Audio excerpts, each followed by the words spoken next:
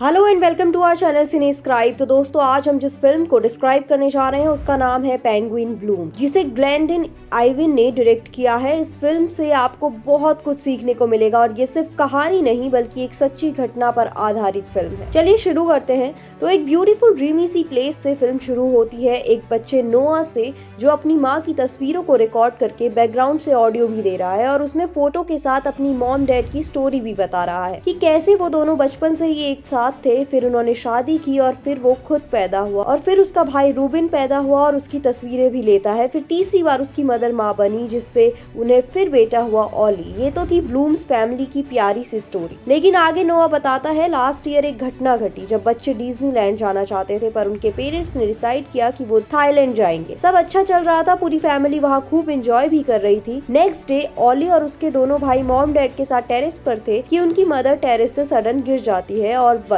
अब उसके बेली से नीचे का हिस्सा बिल्कुल भी काम नहीं करता, क्योंकि हादसे में सैम की बैक टूट गई थी, जिसकी वजह से वो हमेशा अकेले चल नहीं सकती थी। फिर क्या, पूरे पूरे दिन सैम बिस्तर पर होती या व्हीलचेयर पर। एक आसमान में उड़ने वाली सैम आज असहाय जिंदा लाश बच्चों और पति की हेल्प के बिना उठ भी नहीं सकती थी। वो अपने ठीक होने का इंतजार कर रही थी। सैम सुबह बस अपने हस्बैंड रूबिन ऑली की आवाज सुन रही थी, पर बड़ा बेटा जो ये सब रिकॉर्डिंग कर रहा था, नोआ, बहुत शांत हो गया था इस हादसे के बाद। ये कोई नोटिस ही नहीं कर पाया। ब्रेकफास्ट के बाद बच्चे स्कूल चले जाते और हस्बैंड अपने काम को, और घर पर रहती सिर्फ सैम, जो खुद के हालात से बहुत डिसअपॉइंटेड थी। कभी कभी सैम की मदर आकर सब काम वगैरह करके जाती और बेटी को प्रोत्साहित करती, पर सैम हार मान चुकी थी। शाम में सी के किनारे खेलते हुए नोआ को कुछ सुनाई देता है, एक बर्ड की वॉइस, जिसके शिकार का वेट एक लिजर्ड कर रही थी। पर नोआ टाइम से पहुंचकर उस बर्ड को बचा लेता है और उसे घर ले आता है। पर ये देख सैम नाखुश होती है, पर बच्चे मिलकर उसका नाम रखते हैं पेंगुइन। अब पेंगुइन उन्हीं के साथ रहने लगी थी। अब सैम ने फैमिली में इन्वॉल्व होना बंद कर दिया था। नोआ को लगता है कि इतने सारे लोग थाईलैंड घूमने आते हैं, लेकिन उस फैंस ने उसकी मॉम यानी सैम का वेट किया टूटने के लिए, और अपनी माँ के इन हालातों का जिम्मेदार वो खुद को मानता है,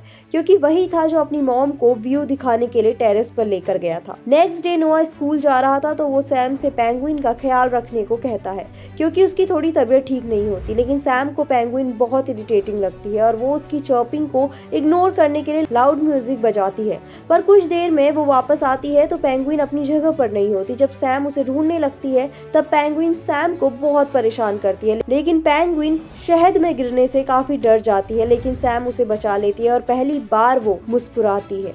लेकिन अभी भी वो सोशली कनेक्ट नहीं हुई थी अपने दोस्तों से, अपने फैमिली से। अब सैम भी पेंगुइन को रखने की इजाजत दे देती है, जब तक कि वो उड़ने के काबिल ना हो जाए। अब तो पेंगुइन और सैम के बीच अलग ही बॉन्ड बन गया था। पहली बार सैम अपनी सिस्टर और मॉम के साथ बाहर लंच पर जाती है, बट वो अपनी हालत पर काफी एम्बैरेस्ड फील करती है।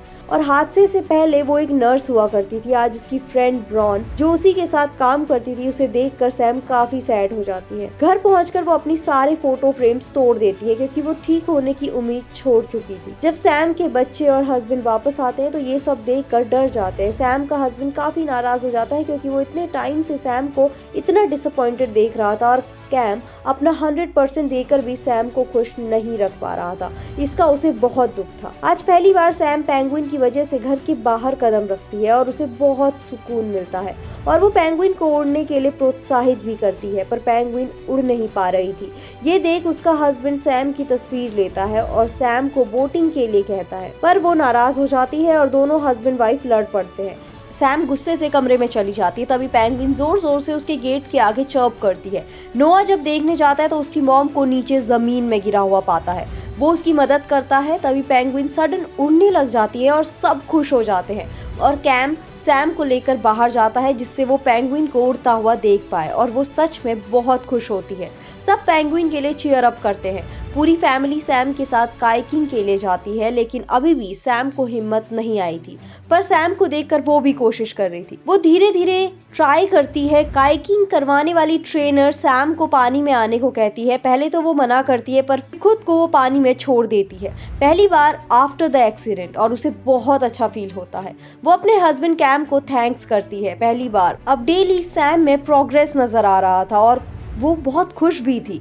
आज पूरी फैमिली लंच करने सैम की माँ के घर जाती है, जिसमें काइकिंग करवाने वाली सैम की ट्रेनर भी शामिल थी। सब खुश थे। नोआ पेंगुइन के लिए विंडो खोल देता है। इधर थोड़ा माहौल गर्म हो जाता है बातचीत के दौरान, क्योंकि सैम की मॉम काइकिंग के लिए अग्री नहीं करती, जहाँ कैम और सैम की मॉम की बहस होने लगती है।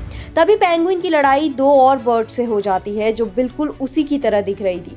पेंगुइन को उन बर्ड्स ने बहुत बुरी तरह से घायल कर दिया था, और तभी जब तक कैम वहां पहुंचता है, पेंगुइन सहम कर उड़ जाती है। सभी लोग दुखी हो जाते हैं। सभी पेंगुइन को ढूंढने जाते हैं, पर उसका कुछ पता नहीं चल पाता। सैम उनका घर पर वेट कर रही थी कि वो नोटिस करती है कि नोआ उसकी फोटो के साथ कुछ तो बना रहा था। वो उसका लैपटॉप ओपन करके देखती है तो उसे पता चलता है कि नोआ इस हादसे का जिम्मेदार खुद को मान रहा था, और वो खुद के लिए मानता है कि काश उसकी मॉम की जगह उसे इंजरी हो जाती। नोआ पूरे टाइम पेंगुइन को ढूंढ रहा था। तमाम कोशिशों के बाद भी पेंगुइन वापस नहीं आती।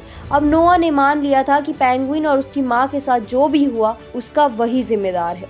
सैम उसे समझाती है, लेकिन नोआ अपनी मॉम की इग्नोरेंस को सोच रहा था कि सैम अपनी हालात का जिम्मेदार उसे मानती है, इसलिए वो नोआ को देखती तक नहीं है। और सैम सबको सॉरी बोलती है और कहती है कि हम सबका डिसीजन था उस दिन रूफ पर जाने का, और वो बहुत हल्का फील करती है और नोआ की गलतफहमी दूर हो जाती है।